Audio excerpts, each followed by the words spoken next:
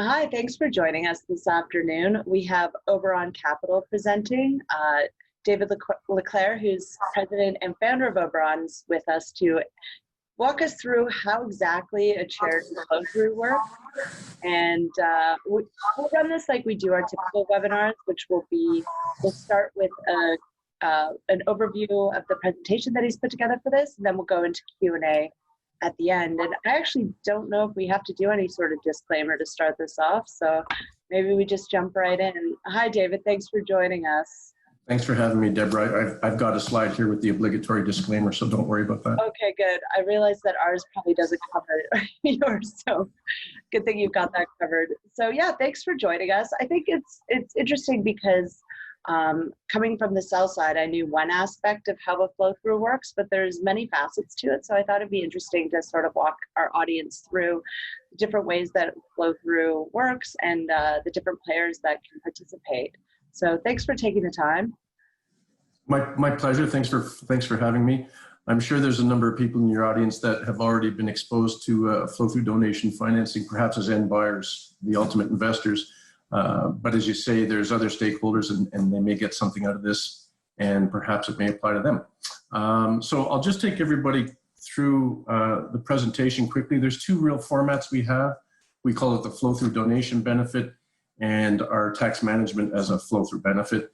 And fundamentally, we help manage tax with no market risk. So that's the fundamental goal of Oberon. Most of you may know us as providing flow-through financing to junior mineral exploration companies in Canada, and have perhaps bought the back end from a sort of the tag end of those findings at a discount to market. Today, we're going to talk about how our clients use our formats to help further their philanthropic goals and manage their taxes. So as promised, there's the obligatory legal disclaimer. So I'll flip right through that. A quick word on just Oberon. There's four partners. Myself, my partner Eva, who heads up the capital markets efforts, my partner Norm Brownstein, who's our head of sales, and Jamie Horvat, who joined us just about a year ago as our chief investment officer, as our fourth partner. And there's a view there of actually getting into the asset management side of the house with global metals and mining, which Jamie has a ton of experience. Greg O'Halloran focuses on sales in Ontario.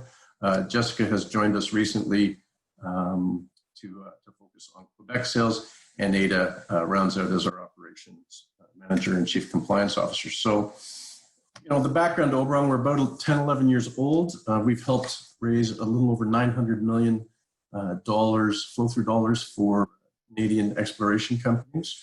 The benefits to our clients have been helping them give a little over $300 million to charities, and those are registered Canadian charities across Canada, and they're the charities that they choose. So we've never directed a donation. It's the causes that they wish to support, and we help them through the flow-through donation benefit. The flow-through benefit is simply a structure that helps high-income earners manage taxes, and that's either as individuals or as corporations, their personal corporations. Oberon itself is registered across Canada. We're an exempt market dealer and a portfolio manager. And as I said, we've been in business for about 10 years. This next slide, very quickly, is just some of the $900 million that we've helped to raise in over 250 flow-through financings, 150 unique issuers in our history. So it's been a real pleasure getting to know both the issuer side, the investor side, the brokerage community we support in helping bridge the gap between that global investment pool of investment capital and our clients who are the flow-through buyers. As the nice thing about this structure is it really does deliver positive value to every single stakeholder. It's not a zero-sum game. So on the issuer side, you take what was a Canadian limited pool of flow-through capital, and we've been able to now tap into capital globally. So we've delivered out all over the world to end buyers through our clients. It helps with reducing dilution, better aligning interests with the issuer, and especially you're starting to see strategic investments. They're coming into, large companies are coming in to take 9.9, 19.9% interest in companies that they see strategic value in. And all of what our structure does is really leverage the value of those investments. For the donors and the taxpayers, the fundamental benefit is reducing the after-tax cost of giving by at least 70% in most jurisdictions, and sometimes 80 and 90% in some of the more generous jurisdictions with respect to investment tax credits. David? Yes. Sorry to interrupt. Can I get you to talk directly into the mic? It seems like you're fading in and out a little bit. Sure, I'll just bring it a little bit closer. So let me know if is that better, Deborah? Yeah, that sounds a lot better. Thank you. Okay. Sorry about for that. the intrusion. Not at all. No, not at all. Thank you. For those that are looking to manage their tax burden, our format delivers anywhere from a 20 to a 40% after-tax return on net invested capital. That's jurisdiction dependent, supply and demand dependent. The other value is, and that may be a little bit too relevant in these days, immediately monetizing capital losses and without putting additional capital to work, putting it at risk and having time. We do it immediately without risk. The charities that are participating or receiving the gifts, we're seeing them get accelerated and increased sizes of gifts from philanthropists, especially those that have term commitments. They're being accelerated, they're being increased. So it's certainly a benefit to the recipient charities. And the end buyers, which I think perhaps many of you have participated, they're able to access their positions at a discount to market. So there's an immediate value add to investors that are participating as well. For every dollar you put up, you get $1, $40, $50, $60 perhaps, in the case of Quebec, going into the hands of management. And that just gives management more money to do their job and achieve the aim without any additional dilution. And then, the fundamental argument has been, well, this is at the expense of the Canadian taxpayer. And I would suggest that that's not true.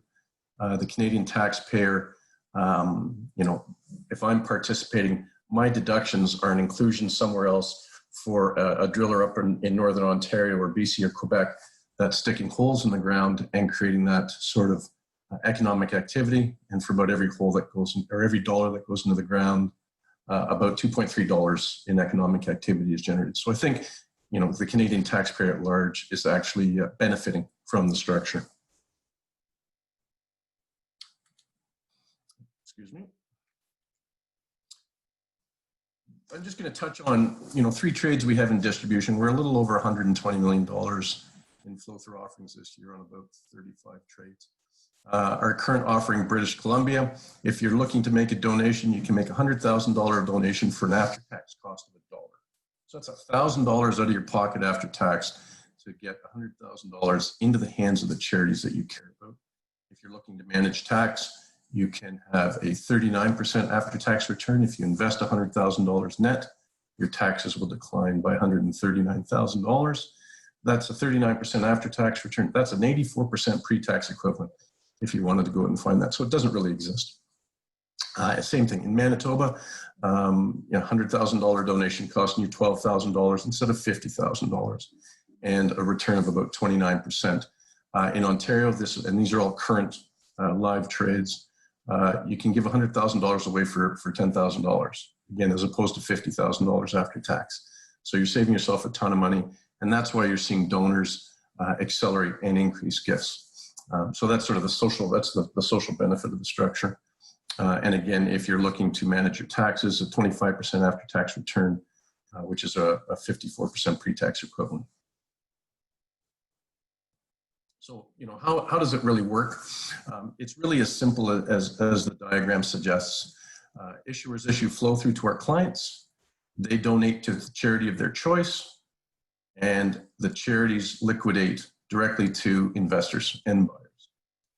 Those sorts of investors, to give you an idea, are non-taxable investors, institutional investors that are not taxable, or investors around the globe that are not subject to Canadian tax. Or an individual that is lives in BC and doesn't want to buy Quebec flow through because it doesn't really have value. So there's a whole spectrum of investors, charities, any registered Canadian charity, and the issuers, as long as it's an issuer that's eligible to issue flow through and incurring expenses in Canada, those qualify. So there's any number of those, as you know.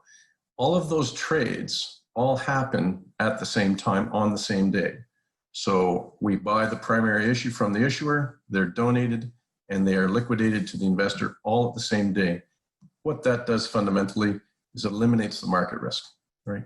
Our donors are not taking market risk. Our investors are not taking market risk until they actually get the shares in their hands. And everybody knows the prices that those transactions are being done in advance. So, I mean, these are some of the benefits to actually participating if you're a donor. Fulfilling your charitable pledges in a really tax efficient way. That's preserving your wealth.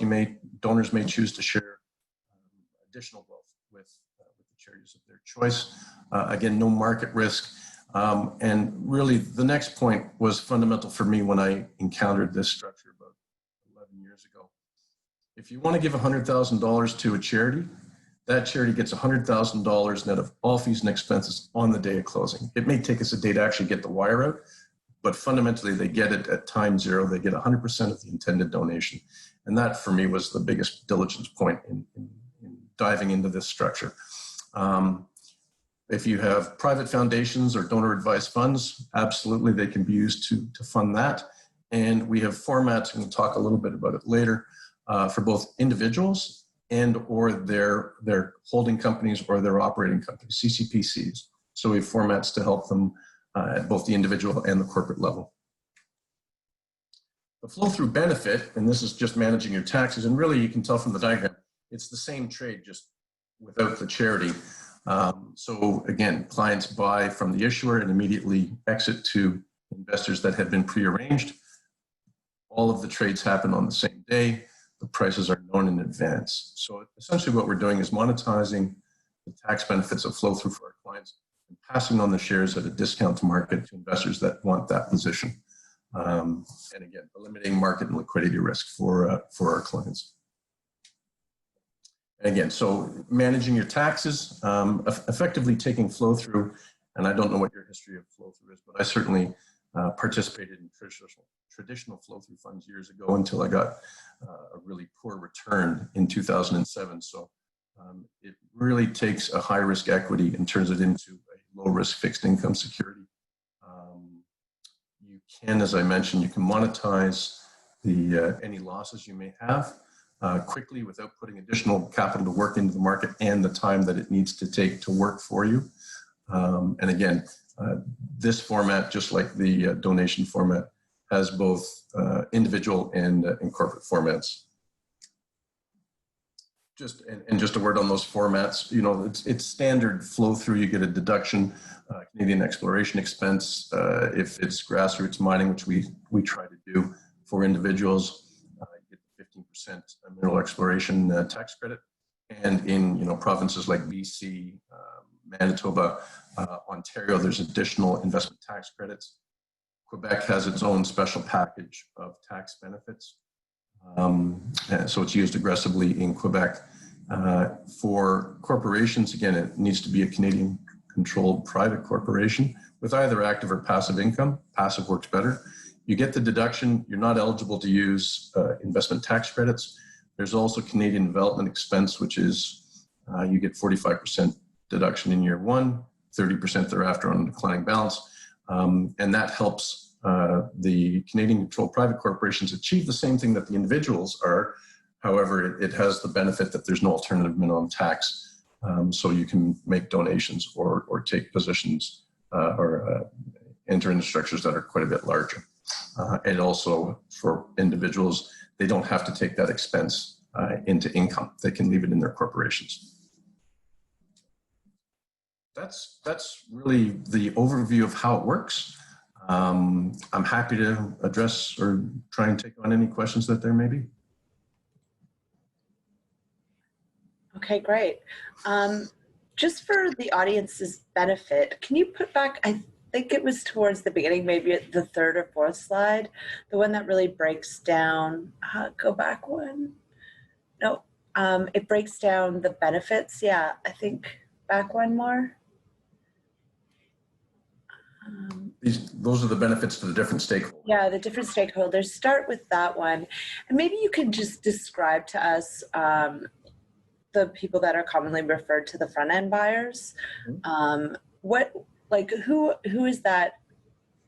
Who fits into that group? Like when you're looking for front end buyers of the flow through issue, who are you looking for? What kind of participants? Yeah, no, it's a great question.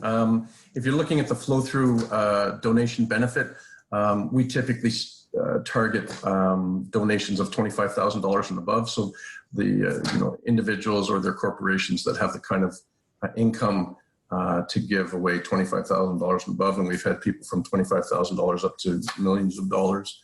One of the things I've learned is just how generous some of the folks in Canada are, and make an active point of giving back.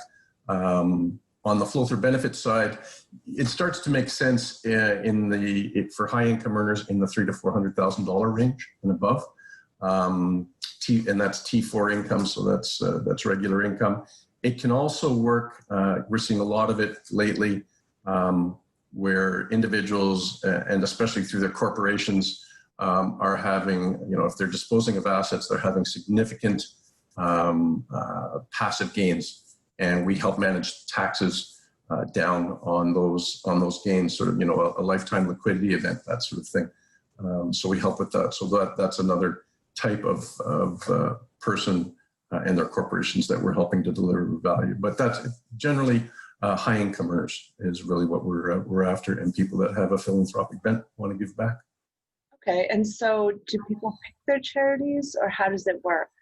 They pick their charities, and one of the things that we have a relationship with a donor advised fund that's managed by an accounting firm, and essentially what that does is it allows us to administratively use one charity to do the donation receiving, give the donation receipts, and that's essentially you now have an account there, and you can deploy your money to whichever charity you wish, whenever you wish. So it disintermediates the act of giving and getting the tax benefits of that with the actual deployment of funds. So, if you don't have to have a relationship, or we don't have to have a relationship with the ultimate destination for the money, we can do that through the donor advised fund that we have. And you say, send $100,000 to here and $50,000 there.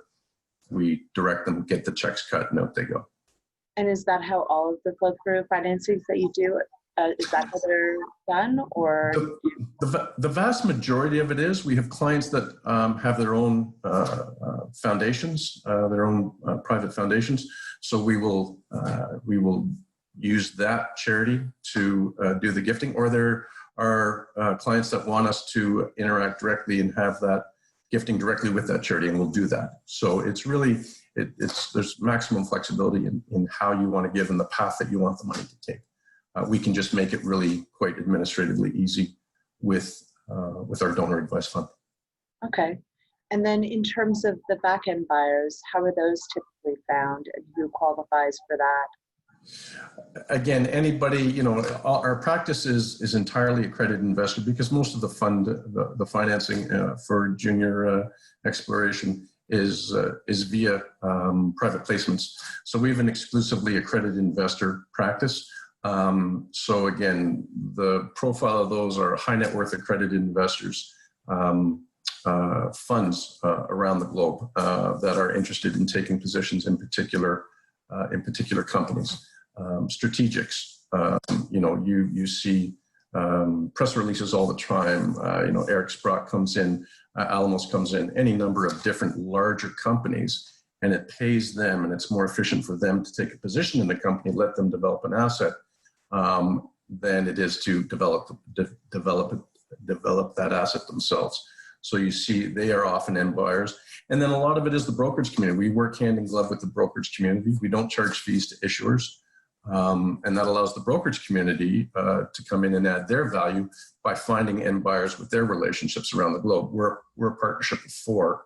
When you compare that to the sales and trading desks and the investment banking bench strength of all the different brokers in Canada, we couldn't begin to replicate that. So we have no interest in doing that. We want to work with the brokerage community and issuers and investors to get the best deal possible, really, for our clients and issuers.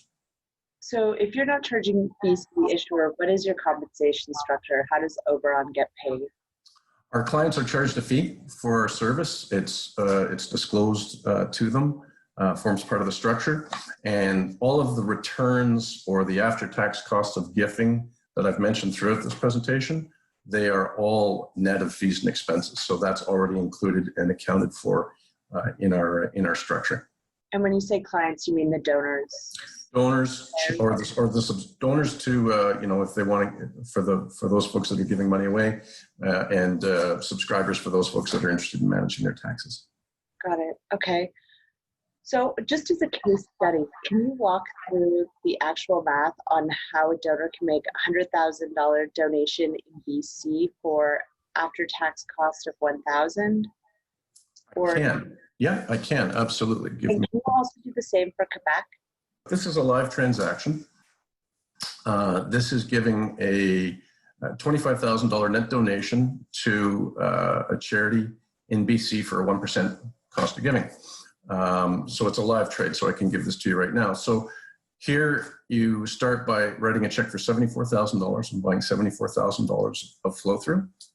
There is a portion of those shares that are sold directly to end buyers at the discounted price.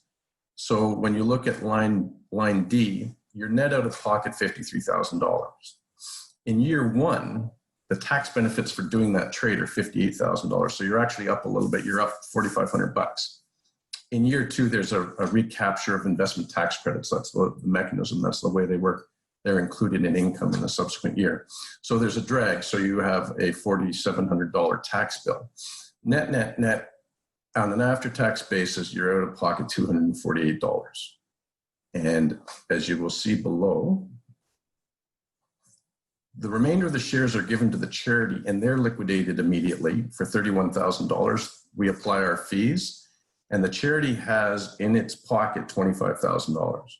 So with the charity with $25,000 in hand and you've taken $248 out of your pocket, you've spent just a little less than 1% of the donation to give that away. That's how that works. If you want to get into the nitty gritty, that's the tax underneath. And this is an illustration we provide to all of our clients in advance of them trading. So they know what they're getting into. We work with their advisors to make sure that they're not getting into alternative minimum tax levels, that it works for their particular tax situation. So, very quickly, this is British Columbia. You get a CE deduction, you get to deduct $74,000 on an after-tax basis. That's worth $39. 15% exploration tax credit worth $8,900. Provincial tax credit in BC, that's 20%. That's worth $14,000. You have to claw that back because that's the way the tax system works. You've given $31,000 away. There's a tax benefit of $16,600. You have the capital gains liability. Flow through shares whenever you dispose of them, whether you give them away, sell them, they have a 50% capital gains inclusion. So that's calculation, that's a liability. And then the tax, including the federal tax credit and income, net, net, net, your total tax benefits are $53,500. You're out of pocket $53,800. You've taken $250 out of your pocket. The charity's net got a $25,000 in cash in its jeans. That's how that works. Okay. And do you have the same for Quebec? I can give you, I'll go to a trade, most recent Quebec trade we did. And just while you're doing that, we should have discussed this before, but I've had a couple requests for the presentation. Would you be okay with us sharing it after? Yeah, absolutely. Okay. Absolutely. So we'll follow up with a copy of the replay and the presentation for everyone that's participating. Sure.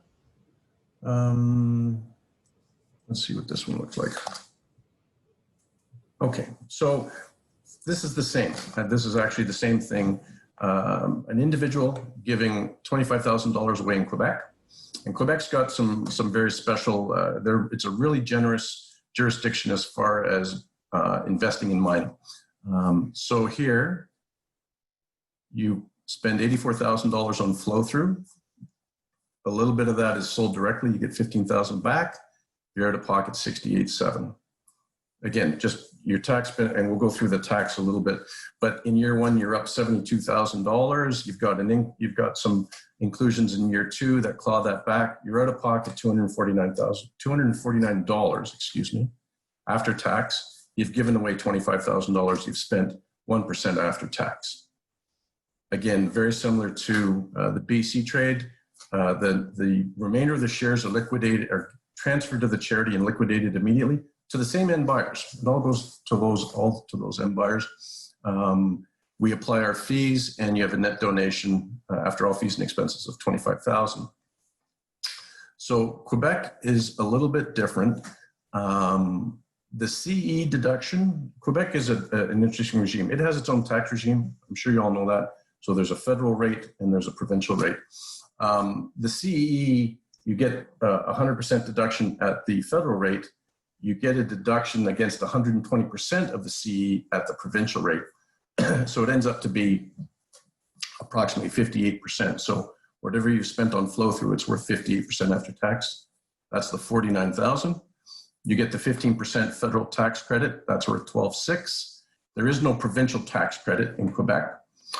So there's no inclusion. There's the benefit of the donation, $31,000. The after-tax value of that is $16,500. And the capital gains liability that we discussed. Again, Quebec, this is one of the benefits. The capital gain is only taxed at the federal rate. The Revenue Quebec believes that taxing at the provincial rate is double taxation, so they do not. And again, the same thought process is applied to recapturing or including the federal credit. It's only taxed at the federal rate. Quebec does not tax it at the provincial rate. It's a very, very generous province with respect to tax and mining. So your total benefits are $68,500. You took $68,700 out of your pocket after on a cash basis. You've spent $250. The charity of your choice has $25,000 in cash in its jeans. And that's really the way it works. You know, that's the fundamental structure. Buy it high, donate it a little bit lower, and the aggregate or the integration of all of the tax benefits with respect to flow through and donation combined to reduce your after-tax cost of giving. Okay. And how much of a discount does the charity take when they sell the stock to the final buyers? It really depends. Our pricing is called delta, and that's really the issue price divided by the exit price. And in between there somewhere is the market price. So if you have a $1 billion company and there's lots of people willing to buy it at a very, very tight discount to market, they'll get all of the premium. If you have a company that is struggling to find capital, you may find that premium is much lower and the discount is much greater to attract capital. So we've seen discounts as tight as 2.5%, 3% to market for a really strong company, and as wide as 20, 25%. Typically, they do not exceed the maximum allowable discounts permitted by the exchange for companies depending on their market cap. Okay. And there's a 4-month hold on stock issued. How do you transfer the stock immediately? How do you get around that? We're really, really sneaky. No, that's not true at all. 4-month hold stock can be sold on to another accredited investor at any time. So you're not allowed to sell it on the facilities of the exchange, and you're not allowed to sell it to a non-accredited investor. All registered Canadian charities in Canada are by definition accredited investors, and all of the end buyers that we face, whether it's a broker or directly to end buyers, are all accredited investor. And we make sure that's part of our obligation. We make sure that there's that determination. But it's one of the exemptions, and you'll see in the legend that you can't sell on unless there's applicable exemptions under securities law. That's securities law, and that's the exemption that we employ to liquidate the shares to end buyers. Okay, and so why don't issuers use charitable flow through more often? Oh, I think that you've seen a massive shift away from traditional flow through to charity flow through.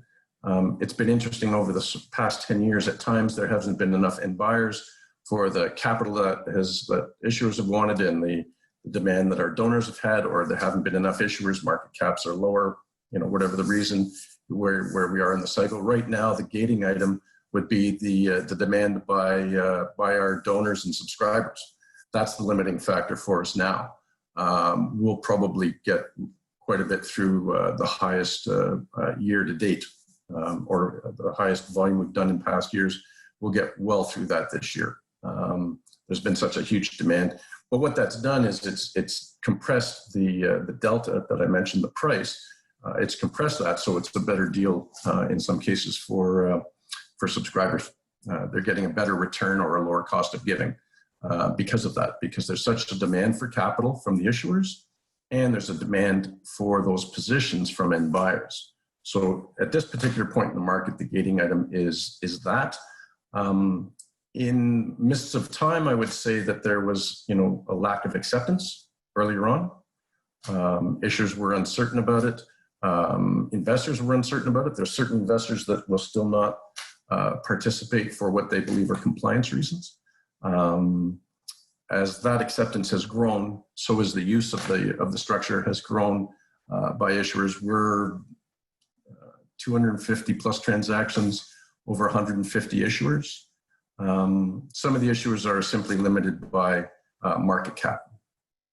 So we do diligence on every issuer at the outset to make sure that they are well positioned to be able to spend the money properly, incur eligible expenses, and have enough money on their balance sheet, hard dollar money on their balance sheet, to keep the lights on and pay for G&A throughout the expenditure period, which is the current year and the next year. If there's a failure of that and there's a reassessment, it's our clients that are on the hook for it. So it's an important risk we look to hedge, and that's part of diligence. So a lot of them, really, really small market cap companies, it's difficult for them to participate because they're not savvy. Got it. And just taking a step back, for anyone that may not be familiar with what flow-through dollars are intended to do, can you explain what flow-through money has to be spent on at the company level? Sure.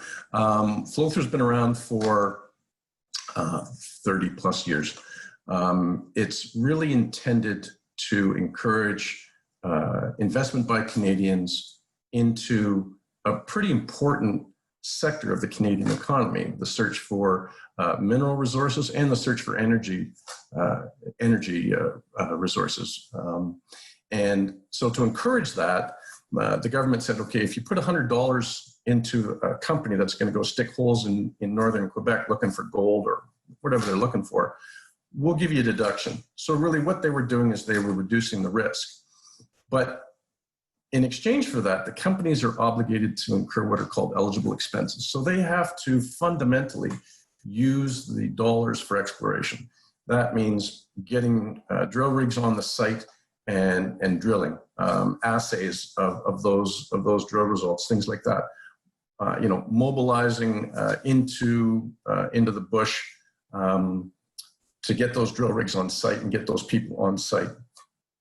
All those expenses that are associated with finding and expanding a mineral resource.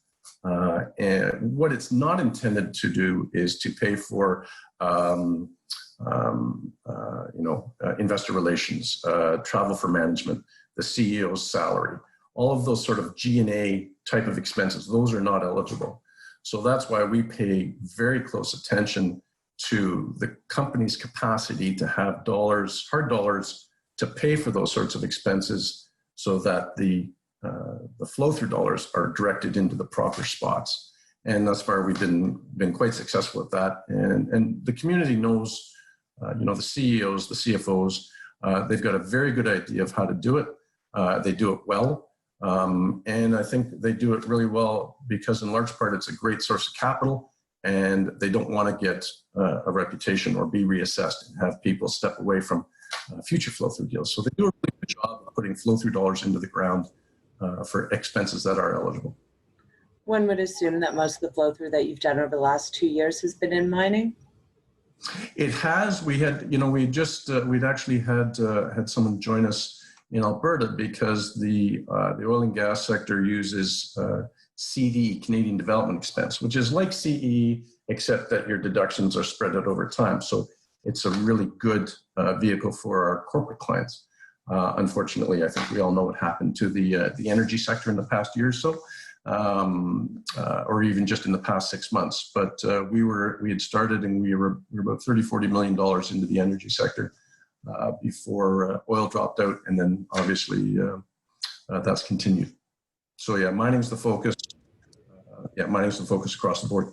I believe something like 15 or 20 years ago, the government used to have some sort of flow-through or flow-through equivalent for biotech. Is that true? I've never seen it for biotech. I know that there's been a lot of pressure brought to bear by that sector to have flow-through be made applicable for early stage biotech. That hasn't happened. The government has provided flow-through opportunities for the clean energy sector. There's no additional enhancements the way there is for mining. There is a CEE type deduction. It's called CERC, Canadian Renewable, I forget something expense. We haven't done a trade. We've looked at a couple. It's a little more difficult, with wind and solar and things like that. It's not as straightforward to identify the right expenses and control them. But it is certainly available for the clean energy sector. Do you happen to know what the requirement for a company to qualify as clean tech is? Well, it's more the project. If you're putting up, for example, if you're putting up a wind farm, you can put up test windmills and let them invest. I think they have to operate for 180 days, and they have to be at least 1.5 kilometers apart. Right, and you have to let them run, and the whole idea is to test, the wind, and is it going to be economically viable and produce the sort of power that you want. That's CERC eligible, there's eligibility for hydroelectric. There's eligibility for solar. There's eligibility for. There may be eligibility for biodiesel, but as I said, we haven't focused on it. The opportunities haven't been there. There's not a ton of public companies that are engaged in that. Private companies, we do finance private companies. They're a little more difficult. They're not really suitable for making donations, so it's more for tax management. And again, they don't have access to the market, so the capital side of that equation is difficult. But it is there, and there is eligibility. Okay, so you would look at a clean tech potentially if something came along? Oh yeah, I mean, if it met our diligence standards and we understood it, yeah, absolutely. Okay, going back to something you said earlier about this year, you think that you're going to raise more flow-through dollars than you did last year. Would you be willing to share what some of those figures are? What is raised in an average year in terms of flow-through, and what's the cut between oil and gas and mining? Sure. Our best year to date was 2017. We were about $130 million. A lot of that was driven by the government, or the fear that the government was going to increase capital gains inclusion. And I think we had completed, I think it was $77 million before March 21st when the budget came down, so it was a very, very hectic Q1. I think we're about 125 right now, year to date, and the expectation is more deals will come. This year we did about, I think, $10 million in mining. Last year I think we were 30, and we were really getting, a good head of steam up in the sector. The person that had joined us had great relationships in the sector, so the companies were adopting it and considering it as a means of raising those monies. Obviously, that stopped. So I mean, we're not seeing any demand for equity capital out of the patch. That may change as they need to bolster their balance sheet against some of the bank covenants and lines. But we're just not seeing it. So we're exclusively mining. And in past, really for the past decade, it has been almost exclusively mining with the odd oil and gas financing. But it has been almost exclusively mining. And so 100 million, 138 million, how many deals are we talking? I guess, what's the average deal size that you're doing? We've done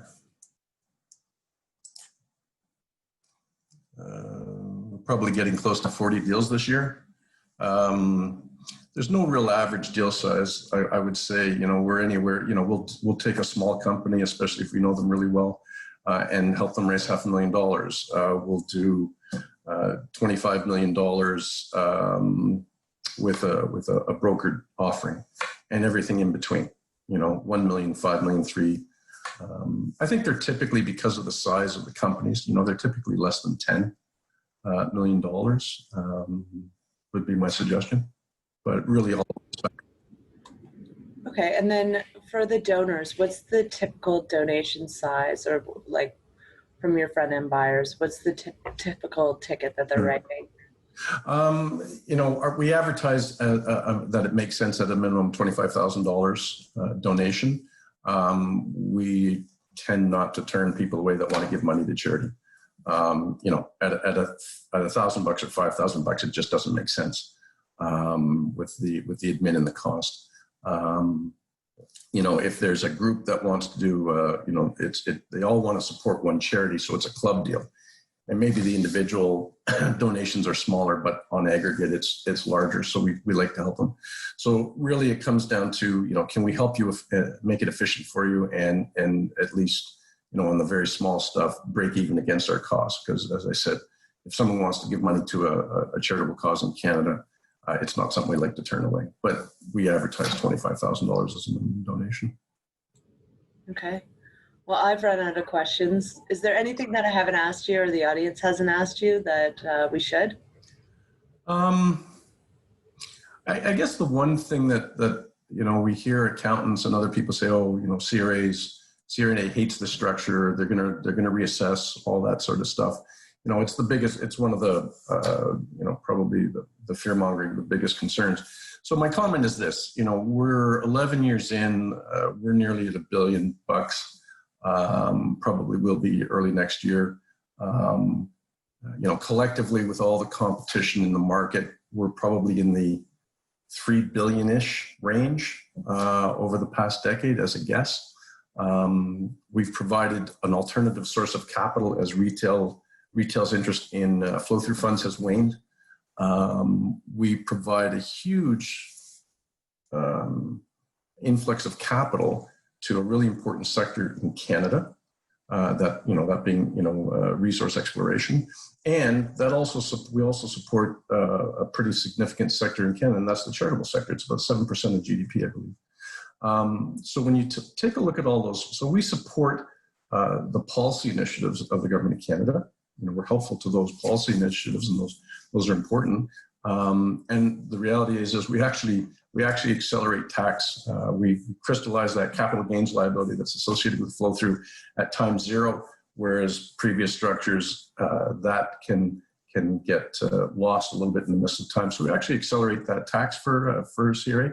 So all the feedback we have from CRA and all of their inquiries have centered around compliance and complying and filing your taxes correctly with the participation lead, but it hasn't revolved around challenging the structure. All of the feedback we have is they are supportive of the structure and continue to be so. So I think that's probably the one thing for anybody that's considering it. Certainly kick the tires. You have tax advisors, you have people to help you kick those tires, make sure it's right for you. And we're happy to, sit and chat with you. If you want to get in touch, my contact details are on the presentation. Reach out through Deborah, and if we can help you, if we can educate you, and it makes sense for you, we'd be happy to help you. Okay, so anyone that may wish to be a donor, a charity, a back-end buyer, they can all contact you? Absolutely. All right, perfect. Well, I'll make sure that the presentation gets sent around to everyone. And I really appreciate you taking the time to walk us through charity flow through. I think it's something that people see the deals, but they don't really understand how it works. So I think it's of great benefit. So thank you, David.